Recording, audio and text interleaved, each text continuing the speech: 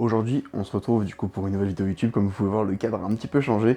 Et aujourd'hui, ça va être du coup aussi une vidéo tout simplement un peu différente, beaucoup plus tournée, cette fois-ci sur un point que je trouve essentiel, mais qui est quand même vachement négligé en force. Outre l'aspect purement entraînement, ce que tu dois faire, etc., etc., cette vidéo du coup va être vraiment dirigée sur ce que tu dois faire pour progresser en force. La première règle qu'il faut comprendre et qui surpasse toutes les autres, c'est la constance. C'est-à-dire que ça ne sert à rien de faire une chose très bien pendant une semaine pour ne plus la faire pendant 3 semaines derrière. Il vaut mieux la faire un peu moins bien pendant 4 semaines, et d'un point de vue moyen terme, vous serez bien meilleur. N'essayez pas de mettre en place des choses que vous ne pourrez pas tenir sur le long terme, ça n'a aucun sens dans une optique de progression, parce qu'évidemment ça va prendre du temps. Par exemple, comme moi je dis tout le temps, ça va faire maintenant quasiment 8 ans que je m'entraîne, et je suis toujours pas à mon pic niveau.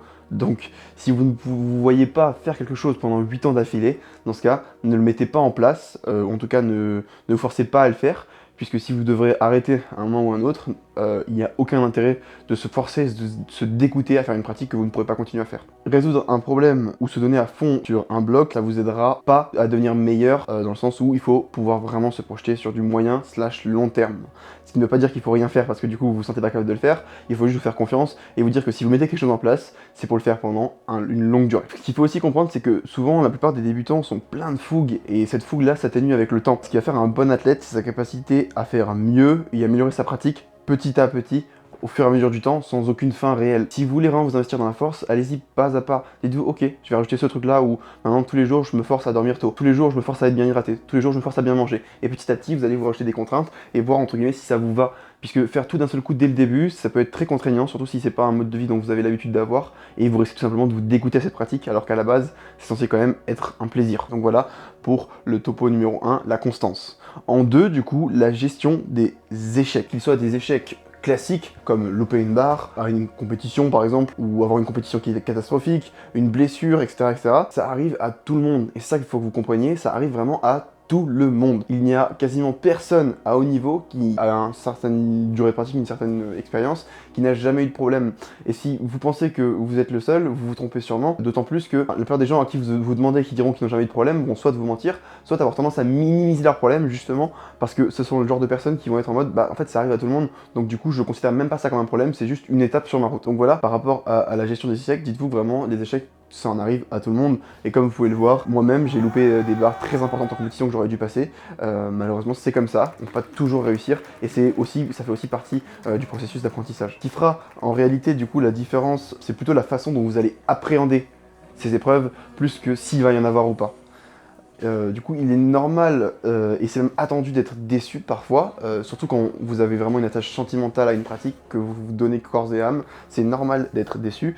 Mais voilà, ce qui compte, c'est le processus et ce que vous allez mettre en place pour outrepasser cette déception, pour empêcher que du coup, elle se reproduise. Puisque avoir un problème, ça arrive à tout le monde, reproduire la même chose qui ramène au même problème, là pour le coup, c'est plus...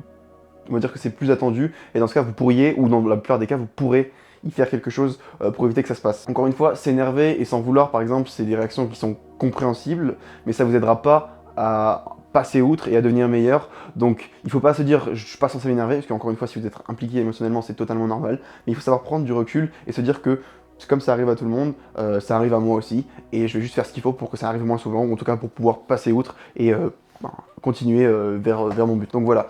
Enfin, du coup, la remise en question. Vous allez me dire à quoi ça correspond exactement.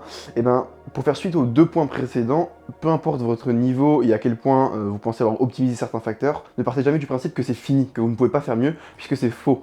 À l'heure actuelle, et avec mon niveau actuel, je continue quasiment chaque jour, ou en tout cas chaque entraînement, de remettre en question, d'optimiser mes techniques, mes programmations, ma façon de m'entraîner, comment est-ce que je peux approcher l'entraînement, comment est-ce que je peux manger autour de l'entraînement, tout ça je le remets sans arrêt en question pour l'optimiser autant que possible. Tout simplement parce qu'on le peut toujours, et ça peut paraître un peu cliché ou sonner cliché de dire ouais, fais plus, il y a toujours mieux à faire, etc., etc. Mais cette phrase est totalement vraie. Vous décidez de vos propres limites, c'est vous qui décidez de quand vous considérez que vous ne pouvez pas faire mieux. Et ça a un impact énorme, je le répéterai, vraiment énorme dans vos performances, puisque c'est vous qui réalisez la performance et c'est vous qui considérez qu'à un moment vous arrivez à votre limite, ou en tout cas que vous ne pouvez pas faire plus, et vous allez vous biaiser dans un sens comme dans l'autre, avec les réflexions que vous pourriez avoir par rapport à votre niveau. Et donc c'est là où il faut vraiment réussir à se projeter, avoir une capacité de se projeter, puisque c'est très important, et c'est un trait que beaucoup d'athlètes de haut niveau partagent, le fait d'être pas fou, mais ne pas avoir peur de viser haut.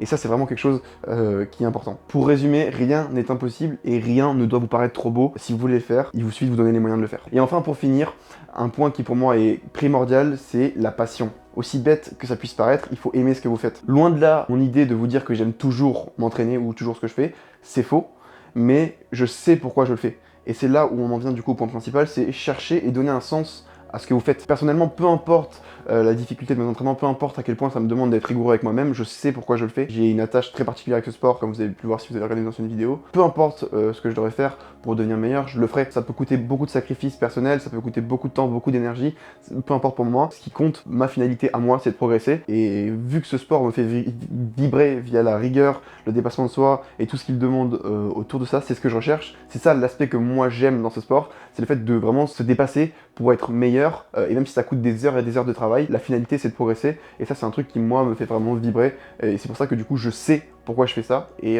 j'ai pas peur de continuer, et j'ai pas peur de faire énormément de concessions pour devenir meilleur. Voilà, c'est vraiment ces aspects-là qui me donnent une raison à moi de m'entraîner, et de faire tout mon possible chaque jour pour devenir le meilleur athlète que je puisse être.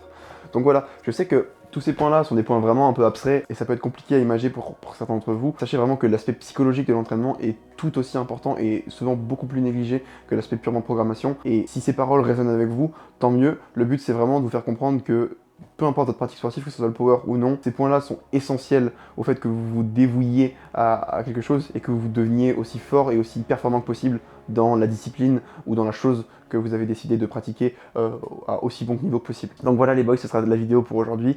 Sachez que du coup, la semaine prochaine, je pars au championnat d'Europe et je vous sors un banger de documentaire, il va arriver.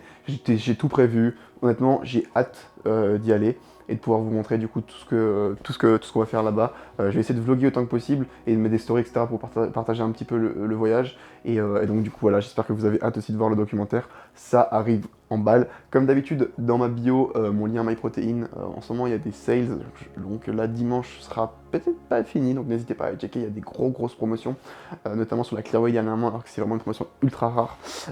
Aussi, le site Silent Worker dans la description, il y a plein de nouveaux drops qui arrivent les gars, donc soyez prêts, des trucs vraiment lourds de ouf, notamment pour les championnats d'Europe, donc n'hésitez pas à aller checker ça, vous abonner à mon Insta ou Insta Silent Worker pour avoir toutes les news. Et du coup, on se retrouve au championnat d'Europe sur lesquels je vloguerai. Ce sera sûrement aussi ma prochaine vidéo. A plus les boys.